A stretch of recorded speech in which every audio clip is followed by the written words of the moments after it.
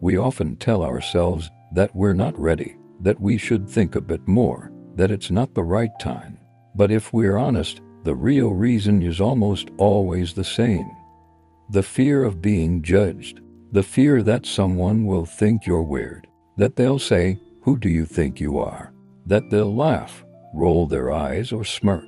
This fear becomes so familiar that you stop noticing how it quietly controls every step you take. You want to change jobs, and the first thought is what your parents will think. You want to start something new, and you already hear the voices of people who will surely say you'll fail. You want to speak, dress, and live in your own way, yet it feels like you're standing in front of an invisible audience that never goes silent. The strangest part is that this audience exists only in your mind. People around you are busy with their own worries, their own insecurities, but you live as if the whole world is watching your every move. And this turns your life into a cage you build for yourself.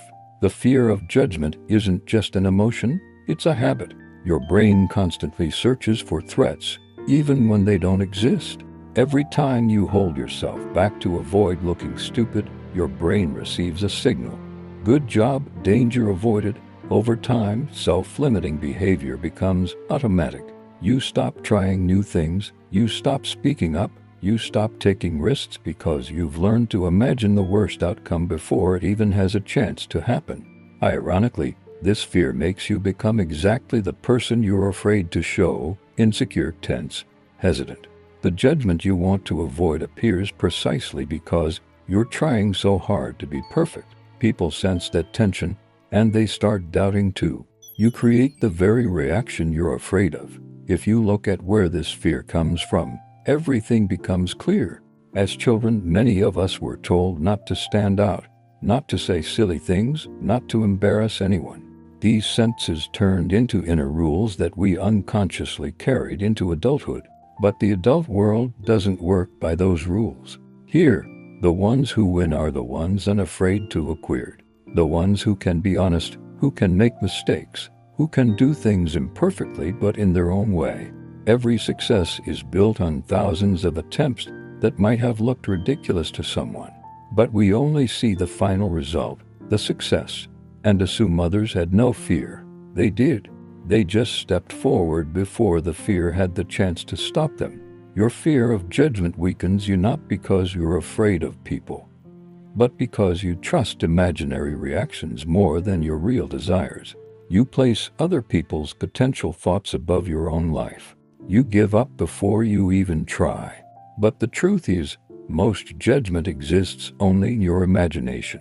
People don't remember your mistakes. They're too busy with their own. They criticize because they project their own fears. They laugh because they're scared that someone might laugh at them too. Everyone carries the same anxiety you do. It just shows up differently. If you could see this clearly, you would understand there's nothing to be afraid of. The most liberating thing you can do is stop living for an audience that isn't even there. Take action not to be approved, but because it's your choice. Fail loudly if you have to, just to move forward. Take risks, even if your hands shake. People will forget, but you won't. You will remember that you chose yourself. And in that moment, the fear of judgment begins to lose its power.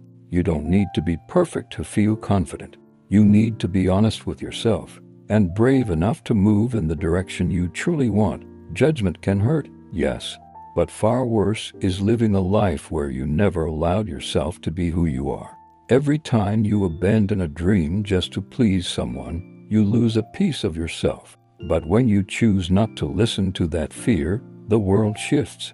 Suddenly you notice people who support you, opportunities you never saw, energy you didn't know you had.